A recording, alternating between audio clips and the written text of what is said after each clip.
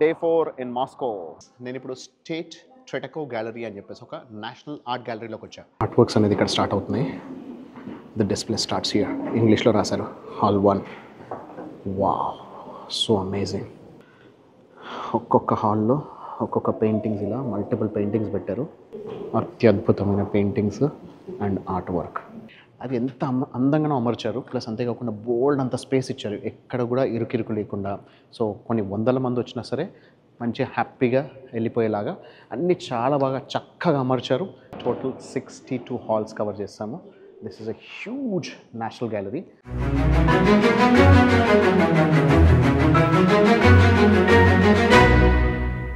నేను మీ ఆర్కే, మన ప్రపంచానికి స్వాగతం. Day 4 in Moscow. మాస్కో నగరంలో 4వ రోజు. సో రష్యాలో వచ్చినప్పటి నుంచి మాకు ఎయిర్పోర్ట్కి మల్టిపుల్ టైమ్స్ వెళ్ళాల్సి వచ్చింది. ఆల్రెడీ మీరు వేరే వీడియోస్లో చూసుంటారు. సో ఇమిగ్రేషన్ కార్డ్ వాళ్ళు ఇష్యూ చేయలేదు, దానికోసం వెళ్ళాల్సి వచ్చింది. అదంతా పక్కన పెట్టేసేయండి, అయిపోయింది. సో ఇప్పుడు ఇంకో 2 డేసే ఉండబోతున్నాను, 4th and 5th day. So I want enjoy this and enjoy the moment. So ఇక్కడ నా వెనకాల ఏదైతే కనిపిస్తుందో దాన్ని గోర్కీ పార్క్ అంటారనమాట. So Gorky Park is also part of a museum. Moscow is having a lot of museums. So Moscow మొత్తం complete 400 museums ఉన్నాయి, 400 museums ఉన్నాయి, చిన్న పెద్ద అన్ని కలిపి చాలా రకరకాల మ్యూజియమ్స్. సో వార్ మెమోరియల్స్ అని రకరకాల మ్యూజియమ్స్ అనేది ఇక్కడ మాస్కో నగరంలో ఉంటాయి. So these are all related to Russia, Russian army and Russian history, Russian heritage, Russian culture, everything వీటికి రిలేటెడ్ చాలా మ్యూజియమ్స్ ఉంటాయి. ఇప్పుడు మన వెనకాల చూసుకుంటే ఇప్పుడే ఒకరిది పెళ్లి జంట. సో ఇక్కడ రష్యన్ పెళ్లి జంట, సో వాళ్ళది అవ్వబోతోంది. సో లక్కీలీ అనుకోకుండా ఇక్కడ రావడంతో వాళ్ళ పెళ్లి జంట మనకు కనిపిస్తుంది. సో వాళ్ళ పెళ్ళి ఎలా ఉందనేది ఇప్పుడు మీకు చూడడానికి అవకాశం వచ్చింది. సో వాళ్ళైతే వాళ్ళ అవుట్ఫిట్లో ఉన్నారు, మ్యారేజ్ అవుట్ఫిట్లో. సో నెక్స్ట్ ఇక్కడ మనకి దీని లోపల మనకి ఒక ఫౌంటైన్స్ కూడా కనిపిస్తున్నాయి, మల్టిపుల్ ఫౌంటైన్స్. సో ఇక్కడ మాల్స్లో అన్ని చోట్ల కూడా ఇక్కడ మాస్కోలో రకరకాల ఫౌంటైన్స్ అనేది కనిపిస్తూ ఉంటాయి. అండ్ అక్కడ వైపు చూసుకుంటే అక్కడ మనకి వ్లాదిమిర్ లెనిన్ యొక్క స్టాచ్యూ అనేది కనిపిస్తుంది. So Vladimir Lenin is one of the greatest leader of Soviet Russia. And ఇటువైపు చూసుకుంటే ఈ గోర్కీ పార్క్కి రైట్ సైడ్ వెళ్ళిపోతే మనకి ఇక్కడ ఒక బ్రిడ్జ్ కనిపిస్తుంది. ఆ బ్రిడ్జ్ కింద మాస్కో రివర్ ఉంది, ఆ బ్రిడ్జ్కి అటువైపు మొత్తం మాస్కో సిటీ ఉంది. సో సిటీ సెంటర్లో you can see twin towers and then the whole complete Moscow city main buildings. So అవన్నీ కూడా అక్కడ కనిపిస్తాయి. సో అలాంటి ఐడియల్ లొకేషన్లో ఇప్పుడు మనం ఉన్నాము. ఈ గోర్కీ పార్క్ మ్యూజియం లోపల ఎలా ఉంది, పార్క్ లోపల ఎలా ఉందని చూసుకుందాం. సో ఇక్కడ చూస్తుంటే మన ఇందిరా పార్కో లేకపోతే సంజీవయ్య పార్క్ లాగా కనిపిస్తున్నాయి. అంటే it's full of greenery and water fountains right in the middle of the park. లోపలికి వస్తే ఫౌంటైన్స్ అనేది, మ్యూజికల్ ఫౌంటైన్ అనేది ఇంకా క్లియర్గా కనిపిస్తుంది. చూడండి, బ్యూటిఫుల్గా ఉంది. వీళ్ళకి రష్యా వాళ్ళకి ఎక్కడ చూసినా ఫౌంటైన్స్ పిచ్ మాత్రం చాలా ఎక్కువ కనిపిస్తుంది నాకు. మాల్స్కి వెళ్ళినా ఎక్కడికి వెళ్ళినా కూడా మనకి బోల్డ్ అన్ని ఫౌంటైన్స్, వాటర్ ఫౌంటైన్స్ అనేది కనిపిస్తూ ఉంటాయి. సో దీంట్లో మాత్రం ఇది హ్యూజ్ ఉంది. ఎంత స్పేస్ వదిలేరు చూడండి. అసలు సిటీ సెంటర్లో ఇంత స్పేస్, మొత్తం ఎవరైనా సరే విత్ ఫ్యామిలీ రావాలంటే హ్యాపీగా రావచ్చు. సో ఈ దేశం అయితే చాలా అద్భుతంగా ఉంది. సో చాలా నీట్గా, చాలా క్లీన్గా, అసలు ఎక్కడ చెత్త లేకుండా చాలా బాగుంది. కాకపోతే ఇక్కడ కొన్ని ఇష్యూస్ ఉన్నాయి, కొన్ని ప్రాబ్లమ్స్ ఉన్నాయి, కొన్ని రకాల మంచివి ఉన్నాయి. సో మంచివి ఏంటి అని అంటే ఇక్కడ అన్ని చాలా నీట్గా ఉండడము, చాలా బాగుండడము, చాలా క్లియర్గా ఉండడం అనేది బాగుంది. కానీ మైనస్ ఏంటి అని అంటే ఇక్కడ మ్యాక్సిమం అందరూ ఇమిగ్రేషన్ ఆఫీసర్స్తో సహా వీళ్ళు రష్యన్ లాంగ్వేజ్ తప్పించి ఇంగ్లీష్ మాట్లాడరు. సో ఇంగ్లీష్ అనేది చాలా చాలా చాలా తక్కువగా వాడతారు కాబట్టి మనలాంటి వాళ్ళకు సో కొంచెం ఇబ్బంది అనమాట. సో టూరిస్టులకి కొంచెం ఇబ్బంది. అండ్ అంతేకాకుండా ఇక్కడ రష్యన్ లాంగ్వేజ్ మనకు ఖచ్చితంగా ఒక ట్రాన్స్లేటర్ పట్టుకొని వెళ్ళాల్సి ఉంటుంది. ఆ ట్రాన్స్లేటర్ చూపించి మనం మాట్లాడాల్సి ఉంటుంది. అదొక పెద్ద ఇబ్బంది. రెండో ఇబ్బంది ఏంటి అని అంటే ఇక్కడ ఎయిర్పోర్ట్లో వాళ్ళు ఫాలో అవ్వాల్సిన ప్రాసెస్ వాళ్ళు ఫాలో అవ్వకుండా మైగ్రేషన్ కార్డ్ ఇవ్వకుండా నన్ను ఇబ్బంది పెట్టారు. అదో రకమైన ఇబ్బంది. సో దానికి ఇంకో ఇబ్బంది. మూడో రకమైన ఇబ్బంది ఏంటి అని అంటే ఇక్కడ ఈ వేరే దేశాలు, విదేశాలు వాళ్ళు, ముఖ్యంగా యూఎస్ వీళ్ళకి విధించిన శాంక్షన్స్. సో ఎందుకంటే వీళ్ళు యూక్రెయిన్ పైన యుద్ధానికి వెళ్ళారు కాబట్టి సో ఆ యుద్ధాన్ని ఆపడం కోసం బోల్డ్ అన్ని రకాల శాంక్షన్స్ విధించారు. ఈ శాంక్షన్స్ వల్ల ఏమవుతుందనంటే మనం డెబిట్ కార్డ్ వాడలేము, క్రెడిట్ కార్డ్ వాడలేము, బ్యాంకింగ్ ట్రాన్సాక్షన్స్ చేయలేము, ఏమి చేయలేము. సో ఇక్కడ నుంచి వేరే దేశాలకు పంపించడానికని, వేరే దేశాల నుంచి ఇక్కడికైనా తెప్పించుకోవడానికి అవకాశమే లేదు. సో ఖచ్చితంగా మనకి క్యాష్ ఉండాల్సిందే. సో ఒకటే అవకాశం ఏంటంటే యూఎస్ డాలర్. మనకి ఇక్కడ రూబెల్స్ కూడా అన్ని చోట్ల దొరకవు ప్రపంచంలో. సో ఇక్కడ రష్యాలో రూబెల్స్ ఉంటాయి కాబట్టి ఈ రష్యన్ రూబెల్స్లోకి మనము యూఎస్ డాలర్స్ తెచ్చుకొని అవి ఎక్స్చేంజ్ చేసుకోవాల్సి ఉంటుంది. ఆ ఎక్స్చేంజ్ కూడా ఒక రోజుకి $500 మాత్రమే అలౌ చేస్తారు. మిగతా ఎక్స్ట్రా అమౌంట్ కూడా వీళ్ళు, ఎక్సెస్ అమౌంట్ కూడా వీళ్ళు అలౌ చేయరనమాట. అలా రకరకాల ఇబ్బందులు ఉన్నాయి. సో ఇక్కడికి వచ్చిన తర్వాత ఇక్కడ హోటల్ పేమెంట్ చేయాలన్నా సరే, మనం ఎక్కడికన్నా ట్రావెల్ చేయాలన్నా సరే, అన్నిటికీ మనకి రూబెల్స్ కావాలి, అన్నిటికీ క్యాషే కావాలి. సో వీటన్నిటికీ నాకు చాలా ప్రాబ్లమ్ అయిపోయింది. మనకి ఇంటర్నేషనల్‌లో నేను దుబాయ్ నుంచి నేను హోటల్ బుక్ చేద్దామన్నా సరే కనీసం బుకింగ్స్ కూడా అవ్వలేదు. ఎందుకంటే మనకి ఇక్కడ చూపించదు, వాళ్ళు ఆన్‌లైన్ పేమెంట్స్ తీసుకోరు. సో ఏది లేదనమాట. So that is the biggest problem. కానీ ఇక్కడ లోకల్‌లో ఉండే వాళ్ళకి ఎలాంటి ఇబ్బందులు లేవు. ఎందుకంటే వాళ్ళకి రష్యన్ బ్యాంక్స్ పనిచేస్తాయి, రష్యన్ కార్డ్స్ పనిచేస్తాయి, plus Russian credit cards, debit cards అవన్నీ పనిచేస్తాయి. సో అలాంటి వాళ్ళకి ఇబ్బంది లేదు. కానీ ఇంకో మోస్ట్ ఇంపార్టెంట్ ఇబ్బంది మనకి, ముఖ్యంగా ఒక సోషల్ మీడియా ఇన్‌ఫ్లుయెన్సర్‌కి చాలా పెద్ద ఇబ్బంది ఏంటో తెలుసా? ఇక్కడ ఫేస్‌బుక్ లేదు, ట్విట్టర్ లేదు, ఇన్‌స్టాగ్రామ్ లేదు, యూట్యూబ్ కూడా లేదు. ఎందుకంటే వీళ్ళ దేశం ఇంకో పక్క దేశం పైన వీళ్ళు దండెత్తారనే ఉద్దేశంతో రకరకాల దేశాల వాళ్ళు వీళ్ళని తిడుతూనో, లేకపోతే రకరకాల విషయాల గురించి వీళ్ళ గురించి నెగెటివ్‌గానో చేస్తున్నారని చెప్పేసని ఇవన్నీ రెస్ట్రిక్ట్ చేసి పెట్టారు. సో లిటరల్లీ నాకు ఇదొక నార్త్ కొరియాలోనో లేకపోతే ఇంకెక్కడో ఉన్నట్టు అనిపిస్తుందనమాట. ఎందుకంటే ఇక్కడ మనకి ఏవి కూడా వాడలేము. ఒకే ఒక ప్లస్ పాయింట్ ఏంటి అంటే వీపీఎన్ వాడుకుంటే మనం వాటిని కనెక్ట్ చేసుకోవచ్చు. ప్లస్ రెండోది, నాది ఇండియా మొబైల్‌ది ఇంటర్నేషనల్ రోమింగ్‌లో పెట్టుకున్నాను కాబట్టి దాంట్లో మాత్రం నాకు ఫేస్‌బుక్, ట్విట్టర్, ఇన్‌స్టాగ్రామ్, యూట్యూబ్ అన్నీ పనిచేస్తున్నాయి. కానీ ఇక్కడ రష్యన్ లోకల్ నెట్వర్క్ తీసుకుంటే మాత్రం ఇవేవి పనిచేయవు. So that is the biggest minus. So ఇలా రకరకాల సిచ్యువేషన్స్ ప్లస్‌లు, మైనస్‌లు ఉన్నాయి. నాకు అనిపించింది ఏంటి అంటే ఖచ్చితంగా మనం ఏదన్నా ఒక శాంక్షన్స్ లేదా ఇబ్బందులు లేదా వార్ నడుస్తున్న సమయంలో మాత్రం అక్కడికి వెళ్ళకపోవడం మంచిది. కాకపోతే this is the best time to travel to Russia. ఎందుకంటే మనకి వింటర్‌లో ఎక్స్‌ట్రీమ్ కోల్డ్ ఉంటుంది. ఇక్కడ -25 దాకా వెళ్తుంది. అండ్ ప్రపంచం మొత్తంలోనే అత్యంత కూలెస్ట్ ప్లేస్ అది యాకుట్స్‌లో ఉంది. అది కూడా రష్యాలోనే ఉంది. సో -50, -60, -70 టెంపరేచర్ వరకు కూడా వెళ్తుంది. సో అలాంటిది ఇప్పుడు సమ్మర్ టైం కాబట్టి ఇక్కడ సమ్మర్ టైంలో దాదాపు 20 అవర్స్ ఆఫ్ లైట్ ఉంటుంది. మిడ్‌నైట్ 2:30కే మనకి సన్‌లైట్ వచ్చేస్తుంది. నైట్ 10:30కి కానీ ఇక్కడ చీకటి అవ్వదనమాట. సో అలా మనకి బోల్డంత లైట్ ఉంటుంది. సో ఈ సమయంలో మనకి చాలా బెస్ట్ టైం కాబట్టి ట్రావెల్ చేసాము. మీకో విషయం తెలుసా? యూరోప్ నుంచి ఏషియా దాకా మొత్తం ఇంత పెద్దగా ఉంటుంది రష్యా. సో రష్యాలో దాదాపు 11 టైమ్ జోన్స్ ఉన్నాయి. 11 టైమ్ జోన్స్. ఈస్ట్ నుంచి వెస్ట్‌కి వెళ్ళడానికి మొత్తం వెస్ట్ నుంచి ఈస్ట్‌కి రావడానికి దాదాపు 10 అవర్స్ ఆఫ్ టైమ్ డిఫరెన్స్ అనమాట. సో అంత అన్ని టైమ్ జోన్స్ ఉన్నాయి. ఇక్కడ నుంచి యాకుట్స్‌కి వెళ్ళాలంటే దాదాపు 6 అవర్స్ ఆఫ్ టైమ్ జోన్ అనేది డిఫరెన్స్ ఉంటుంది. సో మనకి యూరోప్ సైడ్ వేరు, ఏషియన్ సైడ్ ఆఫ్ రష్యా వేరు. ఇంత హ్యూజ్ లార్జ్ కంట్రీ అనమాట. 2 కాంటినెంట్స్‌లో 2 ఖండాల్లో విస్తరించబడిన దేశం ఇది. సో ఇది basic simple information about Soviet Russia. So ఈ బ్యాక్గ్రౌండ్లో చూసుకుంటూ మీకు ఇవన్నీ ఎక్స్ప్లెయిన్ చేద్దాం అనిపించింది. సూపర్బ్గా ఉంది. సో ఇష్యూస్ ఉన్నా మేమైతే ఇక్కడ చాలా ఎంజాయ్ చేస్తున్నాం. హాయ్ ఫ్రెండ్స్, నేను ఇప్పుడు స్టేట్ ట్రెటెకో గ్యాలరీ అని చెప్పేసి ఒక నేషనల్ ఆర్ట్ గ్యాలరీలోకి వచ్చా. దీంట్లో ఎన్ని తెలుసా? దాదాపు 1,80,000 పెయింటింగ్స్ ఉన్నాయి. 1,80,000 పెయింటింగ్స్ ఉన్నాయన్నమాట. సో చూస్తున్నారు కదా సెటప్ ఇనీషియల్గా. సో ఫోటో చూసేటప్పుడే సూపర్గా అనిపిస్తుంది. సో లోపలికి వెళ్ళి ఎలా ఉందనేది ఎక్స్ప్లోర్ చేద్దాం. Let's go. ఆర్ట్ వర్క్స్ అనేది ఇక్కడ స్టార్ట్ అవుతున్నాయి. The display starts here. ఇంగ్లీష్లో రాశారు హాల్ 1. Wow, so amazing. ఎంత బ్యూటిఫుల్గా ఉన్నాయి చూడండి పెయింట్స్.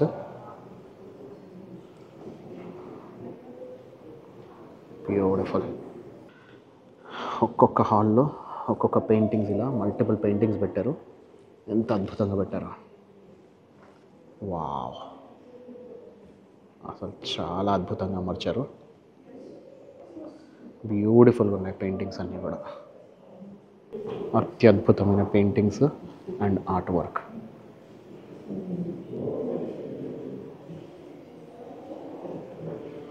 హాల్ 2 లోపలికి వెళ్తున్నాము. దీంట్లో అన్ని స్కల్ప్చర్స్ ఉన్నాయి.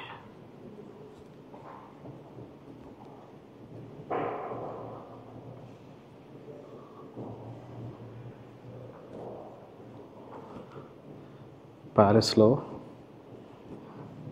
మోనాలిసా పెయింటింగ్ ఎక్కడైతే ఉందో అక్కడ పెద్ద ఆర్ట్ గ్యాలరీ ఉంది. అది చూస్తున్నట్టు అనిపిస్తుంది. Beautiful, amazing work.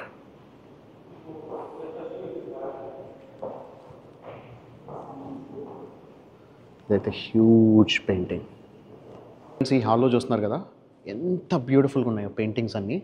అవి ఎంత అందంగా అమర్చారు. ప్లస్ అంతేకాకుండా బోల్డ్ అంత స్పేస్ ఇచ్చారు, ఎక్కడ కూడా ఇరుకిరుకు లేకుండా. సో కొన్ని వందల మంది వచ్చినా సరే మంచిగా హ్యాపీగా వెళ్ళిపోయేలాగా అన్నీ చాలా బాగా చక్కగా అమర్చారు అండ్ చక్కగా చేశారు. చాలా బ్యూటిఫుల్గా ఉన్నాయి. ఈ స్కల్ప్చర్స్ అన్నీ చాలా బాగున్నాయి. అన్నిట్లో జియో కలర్ చాలా బాగా ఉట్టిపడుతుంది. నాకైతే బ్యూటిఫుల్గా నచ్చింది. నెక్స్ట్ ఇంకో హాల్లోకి వెళ్ళి ఎలా ఉన్నాయనేది ఎక్స్ప్లోర్ చేద్దాం. Let's get on to the other side. Hall 7. Huge paintings, అసలు ఎంత పెద్దగా ఉందంటే హ్యూజ్ పెయింటింగ్స్, చాలా బాగున్నాయి.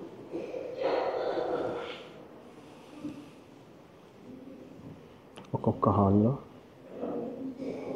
అన్నీ చాలా చక్కగా అమర్చారు, బోల్డ్ అంత స్పేస్ ఇచ్చారు. ముఖ్యంగా ఇక్కడ నుంచి ఇంకా బ్యూటిఫుల్గా ఉన్నాయి. నేను ఒక్కొక్కటి ఎక్స్ప్లెయిన్ చేయడం బదులు మొత్తం కలిపి కంప్లీట్ ఒక టైం ల్యాప్స్ వీడియో చేస్తాను, దాని తర్వాత చూస్తే బాగుంటుంది. టైం ల్యాప్స్ తీయబుద్ధి కావట్లేదు అబ్బా, చాలా బాగున్నాయి పెయింటింగ్స్ అన్నీ. టైం ల్యాప్స్లో చాలా ఫాస్ట్గా వెళ్ళిపోతాయి కదా.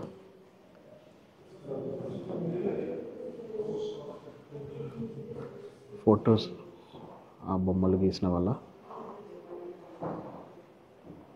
స్కల్ప్చర్స్ అవి కూడా పెట్టారు. అద్భుతం. 7 హాల్స్ అయిపోయి ఇప్పుడు 8th హాల్లోకి వెళ్ళబోతున్నాము. ఇది హ్యూజ్ హాల్.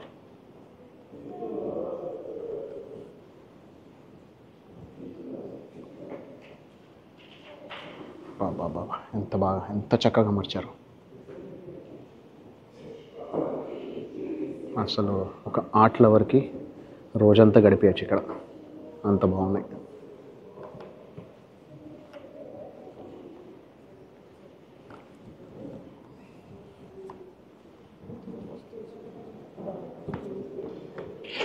వావ్, ఇంట్లోకి వెళ్తే ఇంకా అద్భుతంగా ఉంది. అమ్మ బాబోయ్, 9th హాల్ ఇది.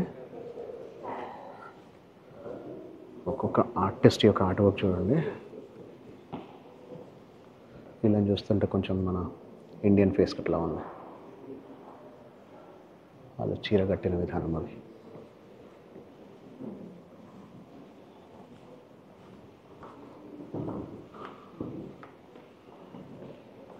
నైన్త్లోంచి 10th హాల్లోకి వెళ్తే ఎంత పెద్ద పెయింటింగ్ చూడండి. మొత్తం వాల్ నిండా ఒకటే పెయింట్, సింగిల్ పెయింట్. బ్యూటిఫుల్. వీటిలో అన్ని న్యాచురల్ కలర్స్ అనుకుంటా. స్కెచెస్ ఇవి, రకరకాల స్కెచెస్.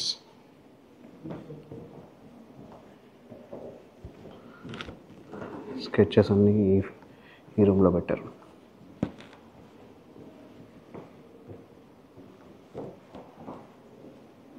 ఇంకో హాల్లోకి వెళ్తే మళ్ళీ అద్భుతమైన పెయింటింగ్స్. వావ్, ఇక్కడ చెట్లు, నేచర్కి సంబంధించినవి. ఈ పెయింటింగ్స్ అయితే రియలీ నిజంగా ఉన్నాయేమో అనిపించేలా, ఫొటోస్ తీసినట్టు అనిపించే ఎంత బాగున్నాయి. అంత న్యాచురల్ ఇవి, ఇక్కడ మనుషులకు సంబంధించినవి. ఇప్పుడు 13th హాల్లోకి వెళ్తున్నాము.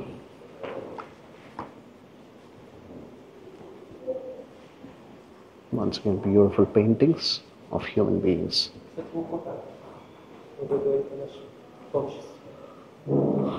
మనుషుల యొక్క పెయింటింగ్స్ ఇక్కడ ఉన్నాయి.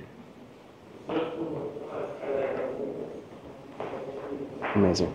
14th హాల్లో కూడా సేమ్ కంటిన్యూయేషన్.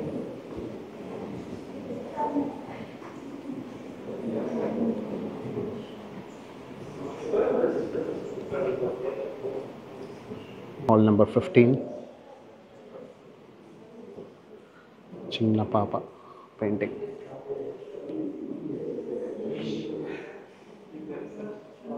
చూస్తున్నారు కదా ఎంతమంది మనుషులు ఉన్నారో, అయినా కూడా ఎవరికి డిస్టర్బెన్స్ లేకుండా ఇది మరో మొనాలిసా అలా ఉంది. ఇది ఎంత అద్భుతంగా ఉంది. 16లోకి వెళ్ళిపోతే ఇక్కడ కూడా హ్యూజ్ పెయింటింగ్స్ ఉన్నాయి.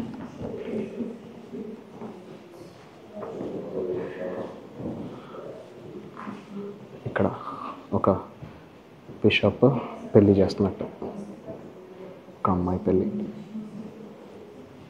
ఆ ప్రహసనాన్ని చూపించారు. 17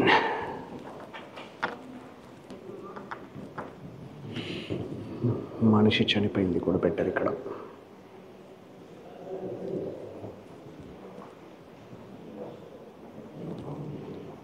అమేజింగ్ అబ్బా, చాలా బాగున్నాయి.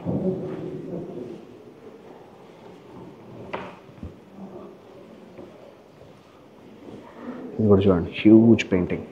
హాల్ 18.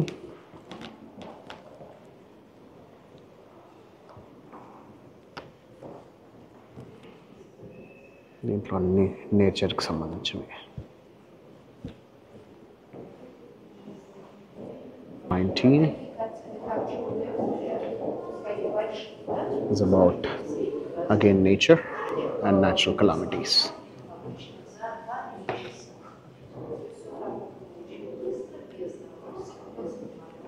Hall 20.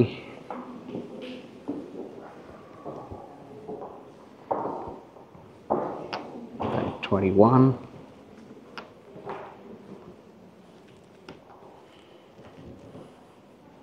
22.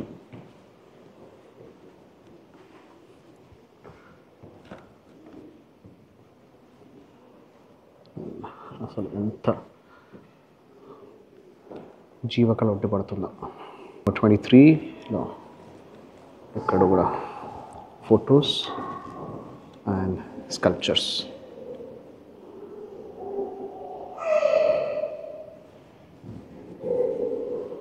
Now to 24.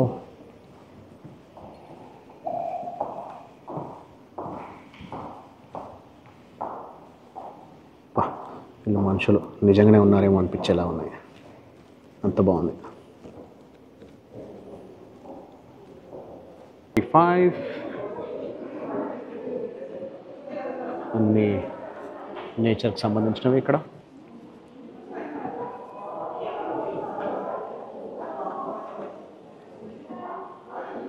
బేసిక్స్లో మాత్రం ఒకప్పటి పాతతరం రాజులు, వాళ్ళ రాజ వ్యవహారాలు, వాటికి సంబంధించినవి మాత్రం ఇక్కడ పెట్టడం జరిగింది. వీళ్ళు రాజరికం ఇవన్నీ ఒప్పుకోరు కాబట్టి ఆ సమయంలో వాళ్ళు పడ్డ టార్చర్లు అవన్నీ ఇక్కడ చూపిస్తారు. 7.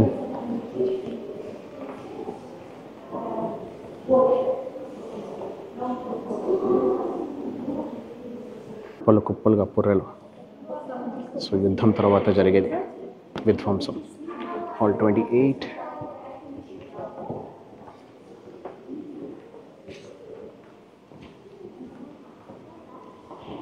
వాళ్ళు ప్రజలు జనాలు అప్పుడు పడ్డ కష్టాలు.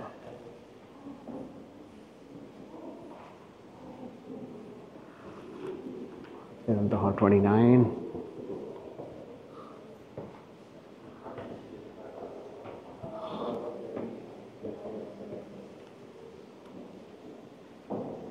వీళ్ళ ఆర్మీ చీఫ్ నెపోలియన్.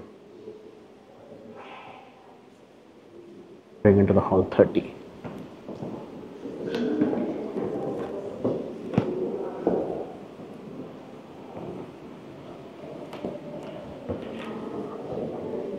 Hall 31.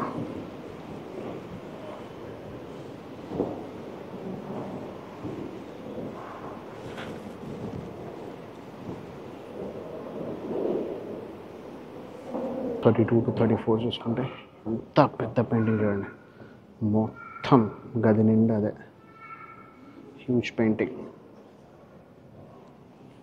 పెద్ద హ్యూజ్ హాల్, దాంట్లో మొత్తం పెద్ద పెయింటింగ్.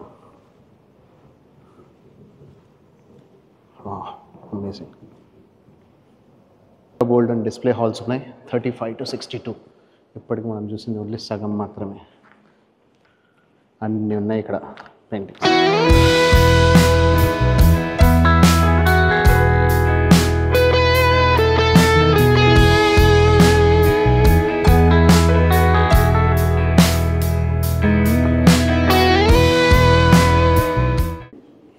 ఇప్పుడు దాకా కొంచెం ఫాస్ట్ ఫార్వర్డ్ చేశాను కదా, ఇంకా ఇవి చూడండి, ఇంకా అద్భుతంగా ఉన్నాయి. బ్యూటిఫుల్.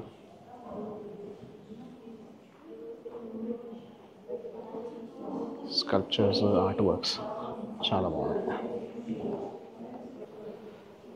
జస్ట్ ఫాస్ట్ ఫార్వర్డ్ చేసుకుంటూ వెళ్ళిపోతా, చూస్తున్నాను ఎంత అద్భుతంగా ఉన్నాయో. అమేజింగ్. కంటిన్యూగా నడుచుకుంటూ వెళ్ళిపోతే కూడా మనకి కొన్ని గంటల సమయం బట్టేలా ఉంది ఇక్కడ, అంత పెద్దగా అన్ని హ్యూజ్ ఉన్నాయి. దీంట్లో అన్ని స్కల్ప్చర్స్.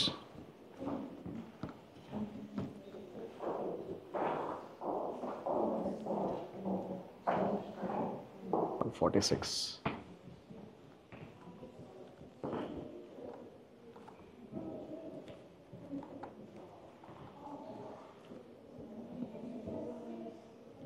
$47.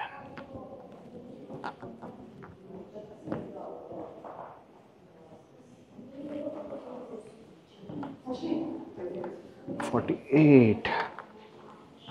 ఇంకో 2 అయితే హాఫ్ సెంచరీ కొట్టేస్తాం. ఎన్ని హాల్స్ పెట్టారు అసలు. ఇక్కడ ఈజిప్షియన్ మమ్మీది కూడా పెట్టేశారు. 49 to 55. ఇక్కడ అన్ని స్కెచెస్.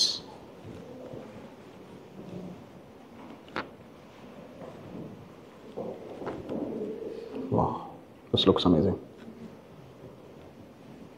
ఇక్కడ నుంచి అన్నీ కూడా స్కెచ్ వర్క్స్, పెయింట్లో కాకుండా స్కెచెస్ మాత్రమే.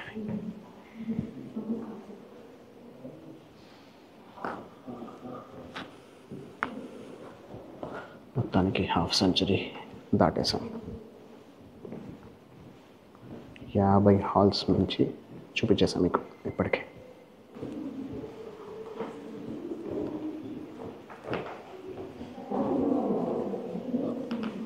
Wow, beautiful.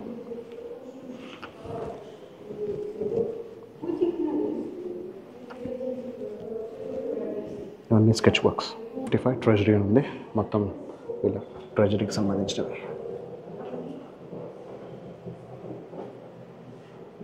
ఒకప్పుడు పాత తరంలో వీళ్ళు వాడిన వస్తువులు, నాణ్యాలు అన్నీ వీళ్ళ ట్రెజరీకి సంబంధించినవి ఇక్కడ వీళ్ళు పెట్టడం జరిగింది.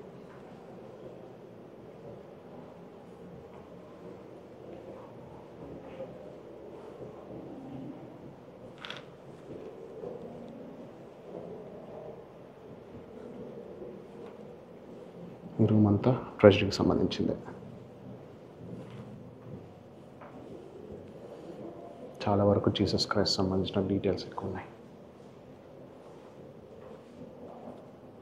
Mother Mary and Jesus Christ.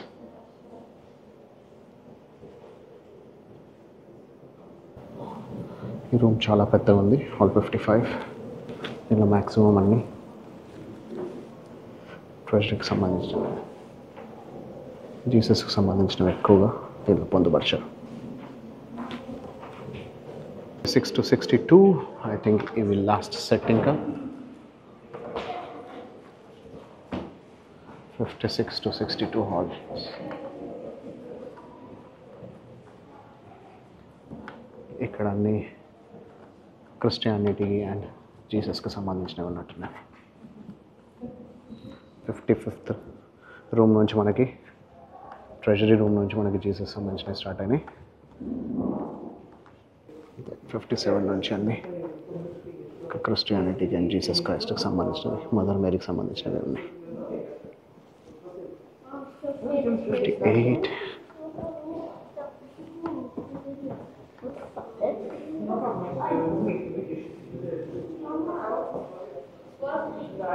Mostly religious. 59.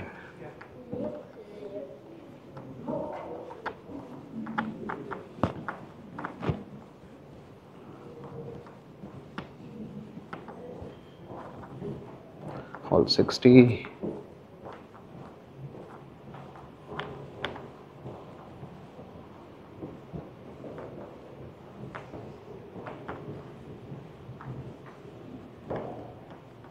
Yes.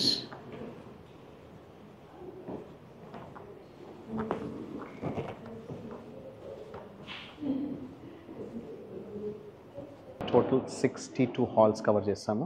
This is a huge national gallery. దాదాపు 1,80,000 పెయింటింగ్స్ పెట్టారంట. అవన్నీ కూడా నేను మీకు చూపించాను. So art gallery, paint, artist అనేది ఇష్టం ఉన్న వాళ్ళందరికీ చాలా నచ్చుతుంది. సూపర్. State Tretyakov gallery. ఈ గ్యాలరీలోంచి బయటకు వచ్చాను. సూపర్గా ఉంది. 1,80,000 ఆర్ట్స్ అండ్ ఆర్ట్ వర్క్స్. అద్భుతంగా అనిపించింది. నేనైతే ఆల్రెడీ యూరోప్లో చూశాను ఇలాంటి ఆర్ట్ గ్యాలరీస్ అనేది. ఇక్కడ ఇంకా చాలా అద్భుతంగా అందంగా అమర్చారు. సో చాలా బాగుంది. ప్లస్ ఇక్కడికి వచ్చిన విజిటర్స్, టూరిస్టులు, రష్యన్స్ అయితే అద్భుతంగా అదిరిపోయారు. సో మన ఇండియాలో బోలెడంతమంది రష్యన్ అమ్మాయిల గురించి మాట్లాడతారు కానీ వాళ్ళు వచ్చేవాళ్ళు రియల్ రష్యన్స్ కాదు.